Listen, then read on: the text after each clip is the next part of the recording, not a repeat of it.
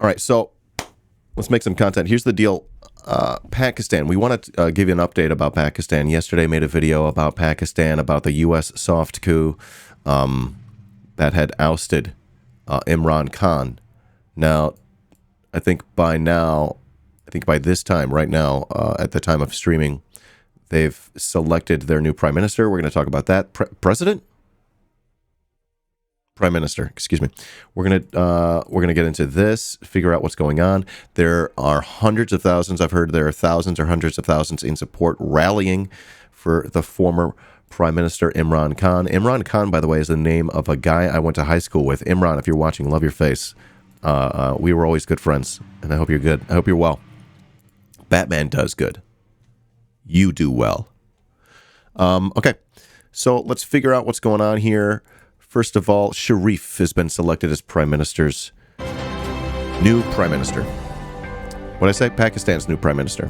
All right. Prime Minister's new Pakistan. Let's bring you the latest lines coming out of Pakistan, where the National Assembly Pakistan, excuse me.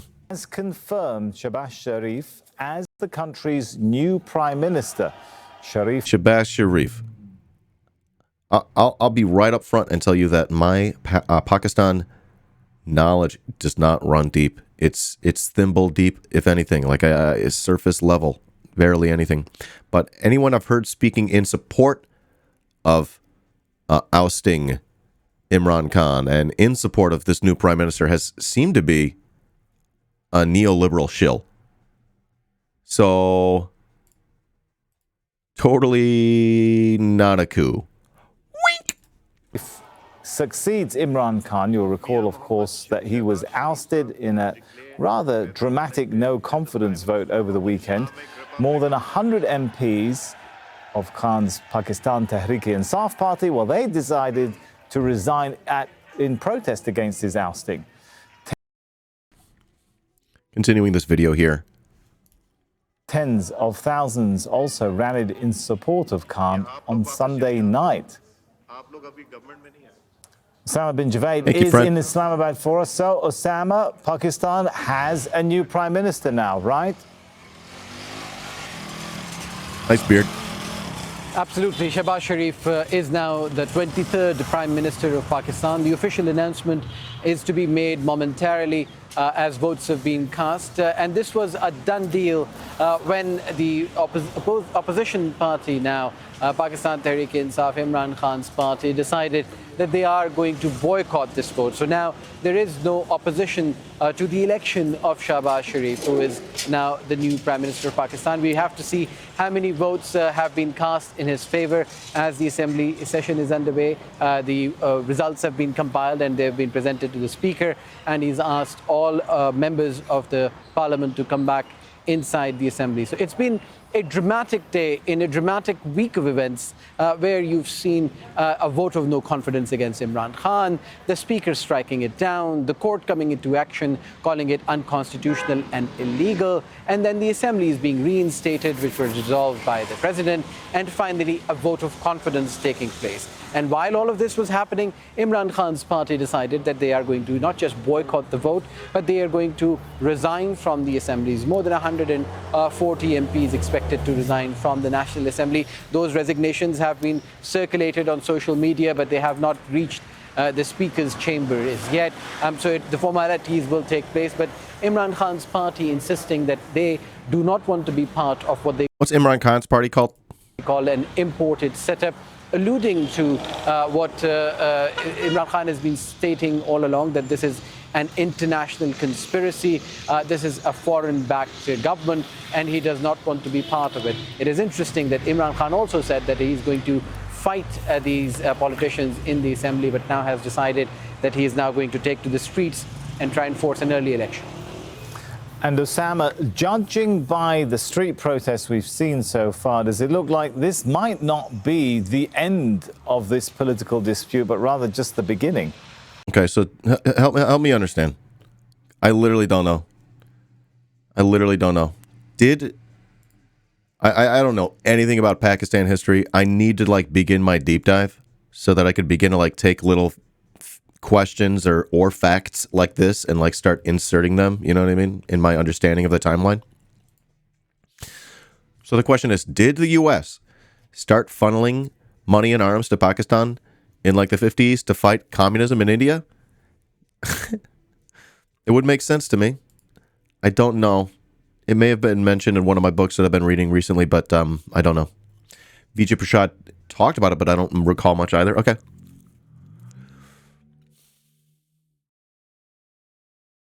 I need to learn Pakistan history. We'll get there. If you have a line on whatever that resource was, P-Funk, I would love it. You could drop it here or in the Discord. I would appreciate that a ton. If you remember what that was, you don't have to stress out. You don't have to go spend any amount of time looking for that. Just if you remember. But yeah, the whole thing is I need to begin my deep dive. I'm just scraping at the surface. All right. In the book Washington Bullets. I do like Vijay Prashad. Sort of one of my favorites right now. I appreciate that very much, P-Funk. Love your face.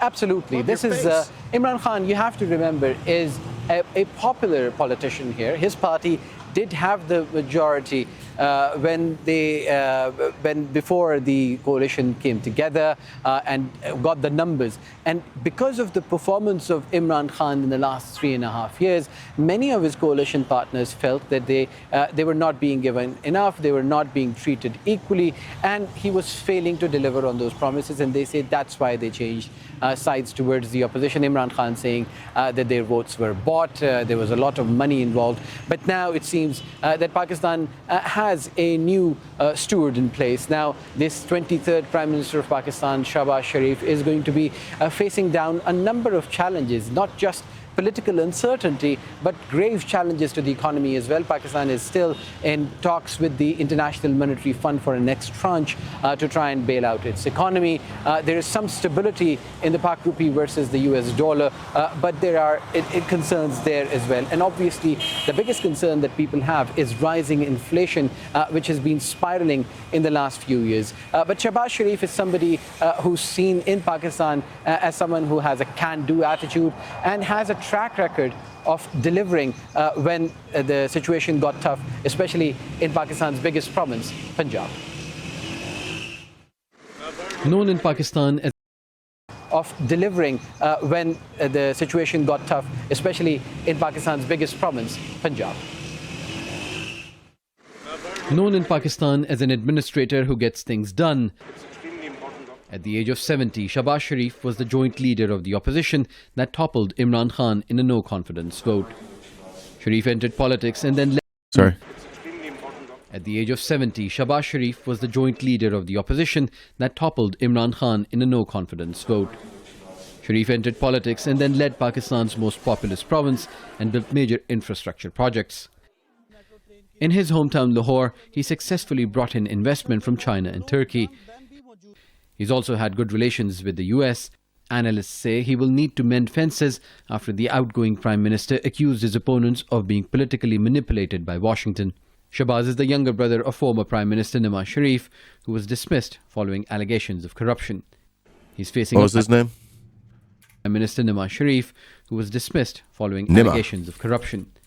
He's facing a money laundering case and corruption charges brought by the Federal Investigation Agency and the National Accountability Bureau. Both brothers say they're going to bring in his brother.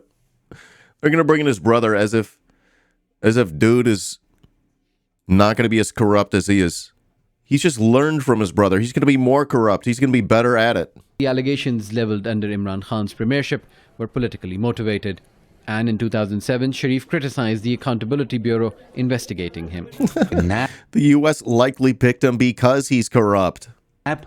He's corrupt in favorable ways to Washington. An institution, controlled by Musharraf, equivalent to Hitler's, Gestapo. Like, I'm almost certain that's what's going on. I just don't know exactly why. I just haven't figured that bit out yet. It's the same move every time, though. You start to see the pattern. All you have to do is just start filling in the blanks. National Accountability Bureau, which does selective accountability. And other opposition politicians also accused it of being a tool used for political witch hunts. In subsequent years in power, the Muslim League government left the bureau unchanged. Out of all politicians, Shahbaz Sharif is widely considered to be the most acceptable to the military establishment and those who came together to topple Imran Khan's government. There it is. Say it again. Witch hunts. In subsequent years in power, the Muslim League government left the bureau unchanged. Out of all politicians, Shahbaz Sharif is widely considered to be the most acceptable to the military establishment, and those who came together to topple Imran Khan's government are hoping that the army will maintain what it calls its neutral status. Even if Shahbaz Sharif remains the Prime Minister until elections next year, he will still not become a Prime Minister who completes a 5-year term in Pakistan, as none have done in the country's 75-year history. Oh my gosh, Pakistan sounds like such an awful place. Like, I'm here in America and I can't imagine, having a country that's just in, that their military is in control of. Just imagine that, right? Those poor people don't have any democracy. I can't say this with a straight face. Yeah. Well, we got some similarities. Of course, Pakistan doesn't have the most powerful military in the entire world, but yeah, that's what's going on here. We're like, our country's also sort of controlled and manipulated by the military and deep state regimes, Regime? Is it one of the same? I don't even know. My analysis isn't quite complete yet. It's not fully cooked. But come the fuck on over here.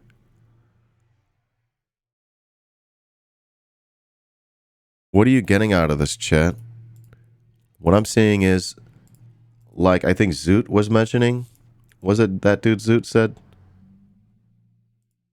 Imran Khan, as we mentioned yesterday, comes out hard against the U.S.'s behavior in the Afghanistan exit, is critical of NATO allies, is supportive of Palestine, and now this coup happens, this regime change happens, and they do it under the guise of, oh, they did it democratically, they did it with their government, and that was sort of the same thing that happened in Ukraine, wasn't it?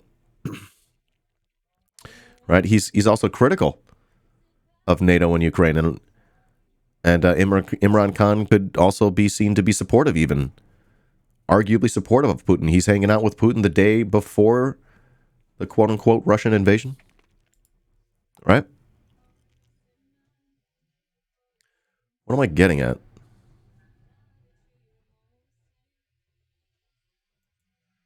What am I getting at? I'm not quite sure. All right. Well, again, to me, it just seems that we have a U.S., we have a Washington-backed coup. They have everything to gain from this. I just don't know why. I just don't know the details yet. But in terms of U.S. foreign policy, regime change is the policy. It's either you play friendly with us, you let us put our military bases on your soil, for instance, we'll coup you. You support the U.S. arming Nazis in Ukraine, or we'll coup you, etc. And it's pretty much like, well, how are we going to do the coup at this point? The U.S. State Department, the CIA has a couple different flavors of coup, but they're all pretty much the same. It all comes down to empowering U.S. and West hegemony. Hey, don't talk bad about America. That's my dad. My dad can beat up your dad. I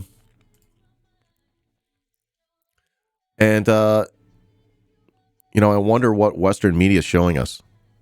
If it's leaving this bit out. That thousands, perhaps 100,000, rallying in support of Imran Khan. Rallying against the coup, the U.S.-backed, the West-backed soft coup. People are concerned about why their leader... I'm going to go ahead and just back this up so I can read it out loud for you.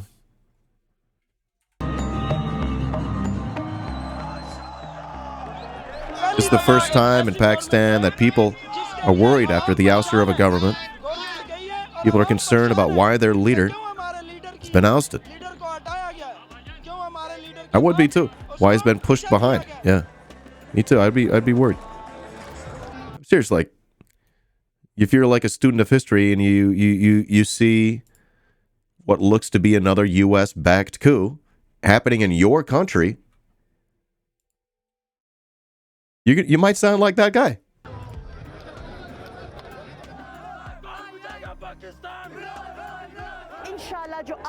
God willing, the last decision will be of the people. Inshallah. In a democratic system, the final voice will be the voice of the people. Inshallah. And the voice of the people. What did that say? And the voice of the people is Imran Khan.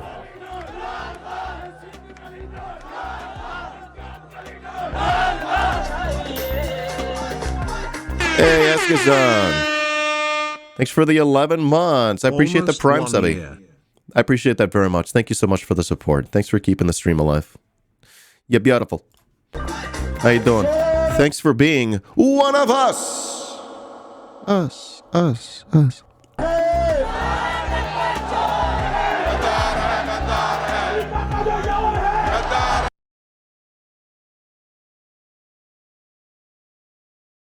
Thousands. I heard the reports at 100,000 rallying in support for Imran Khan. Let me pull up a video showing the other side. People in support of the ousting and of the opposition party. Give me a moment. All right, so as we're trying to like piece together patterns for, of things like international solidarity, people standing together, international movements, international revolutionary solidarity, etc.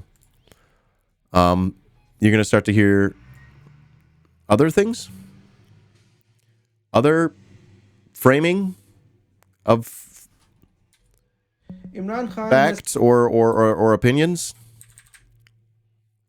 So this is from Al Jazeera English, which again is usually a pro-U.S. hegemony channel. It says Imran Khan is making a joke of Pakistan's constitution.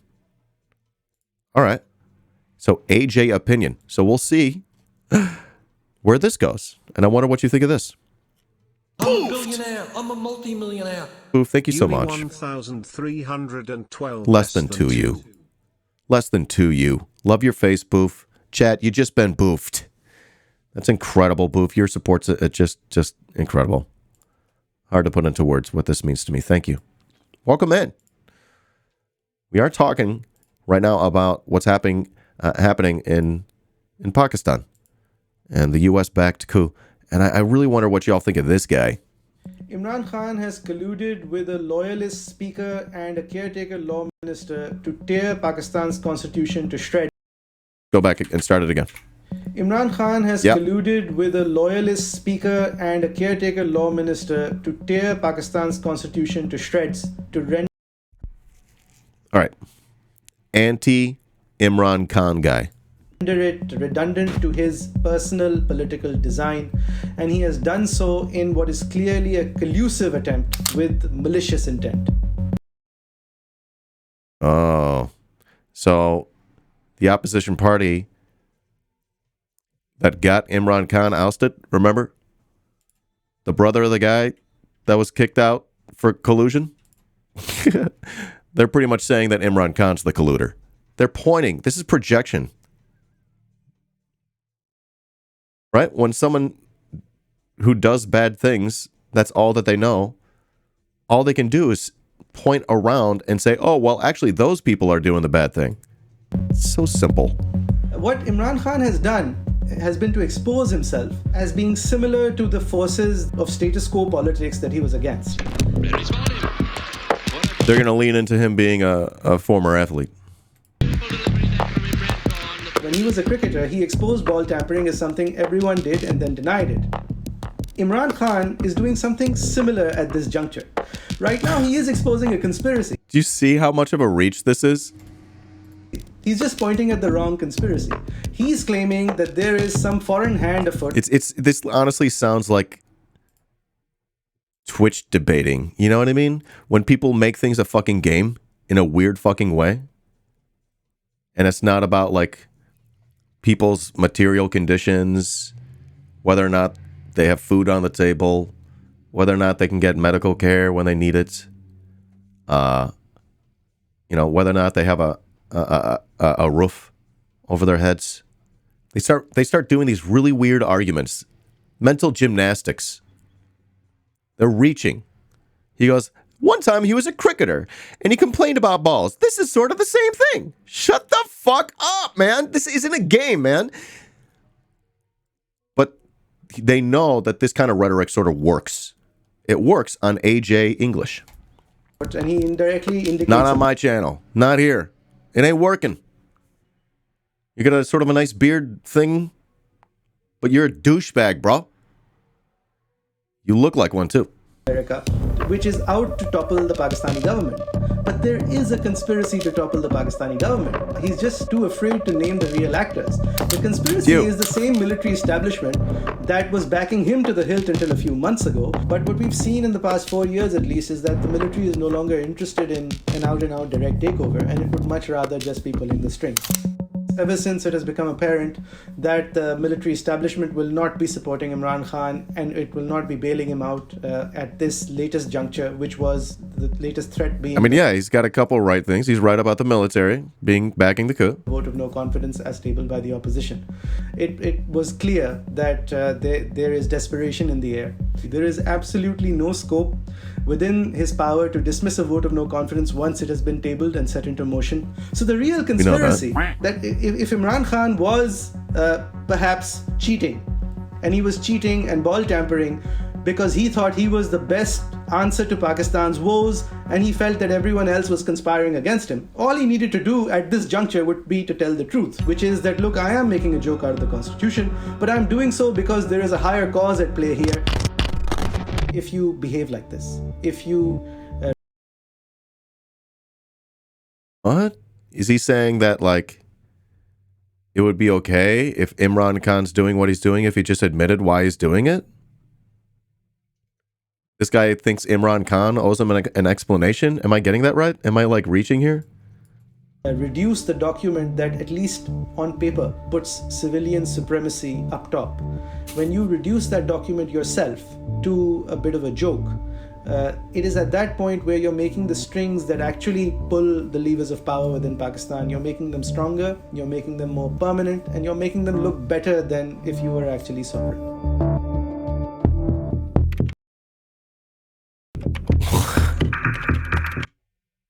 What? Dude, he got cooed anyways. It's like, he's like, hey, what is he arguing? There's like sort of like no argument. He just seems to be like pulling random facts. He got cooed anyways. It is almost like, I don't know. Is this a reach? It feels like he's saying like to people who are like, no, it's a reach. I don't know.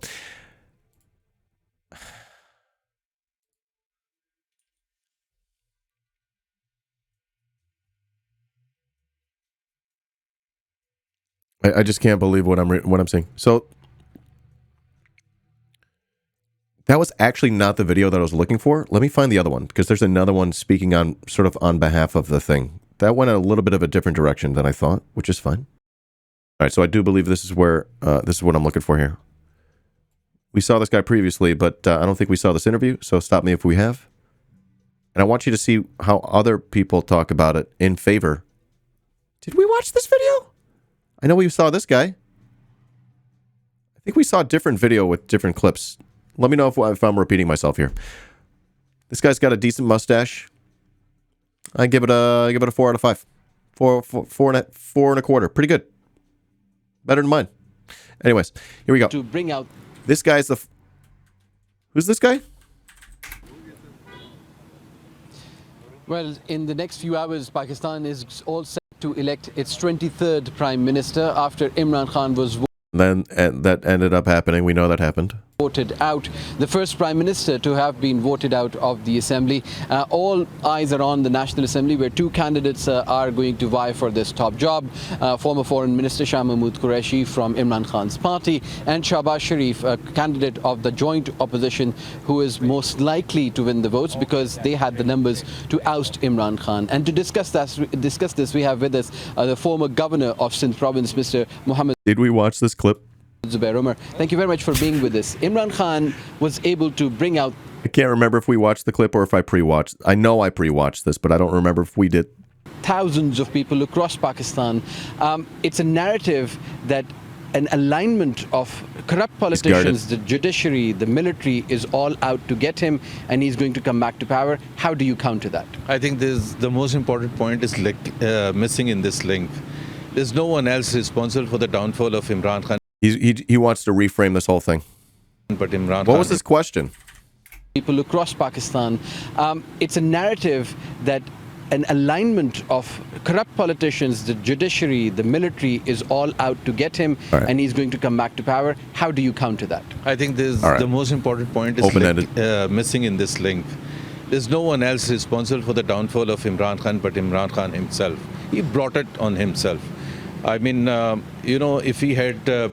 Sounds like you're listening to Hillary Clinton talk, built up a strong cabinet which included competent people responsible to deliver on the economic front. That's the key, most important objective, and he totally missed that.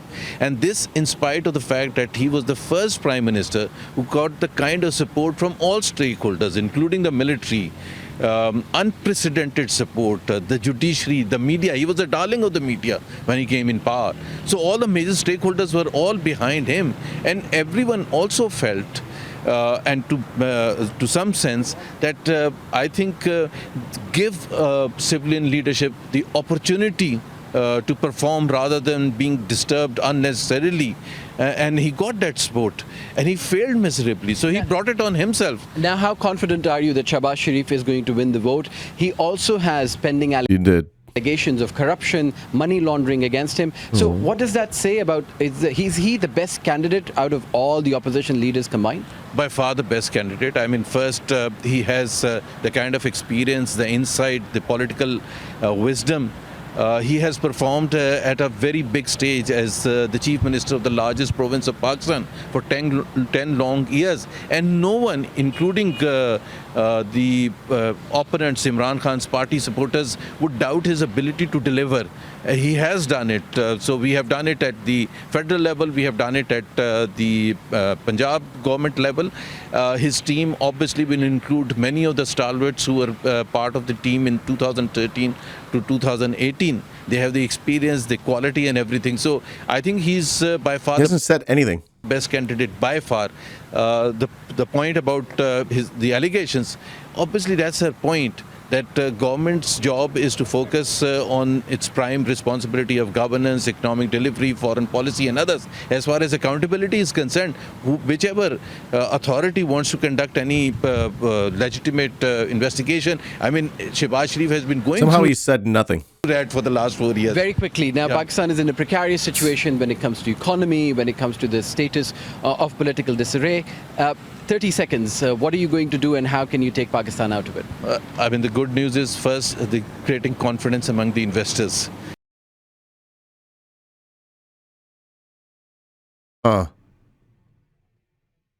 Yeah. Hey, which investors? And potential investors and the main stake. Whoa. It took a minute. He finally said something.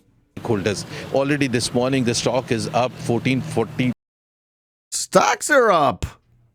Oh, those stakeholders. Points, which is unprecedented. The dollar has it's unprecedented.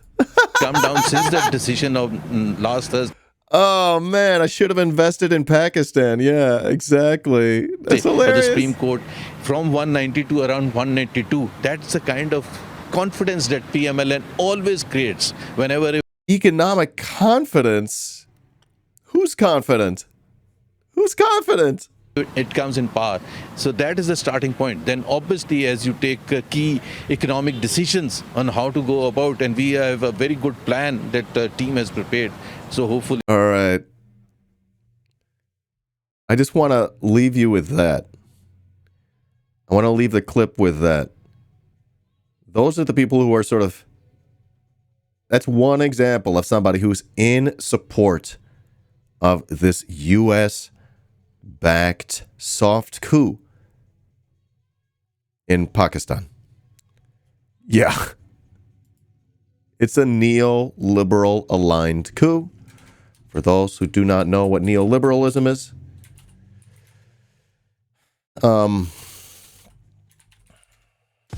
it's free market capitalism. It's what they want. It's they advocate for FAPT policies, free market, austerity, privatization, and deregulation. These are not good things. These are things that empower the bourgeois class, and they take away power from the working class. And that's that. Please like and subscribe, support on Patreon, and comment. Keep the stream alive. Love your face.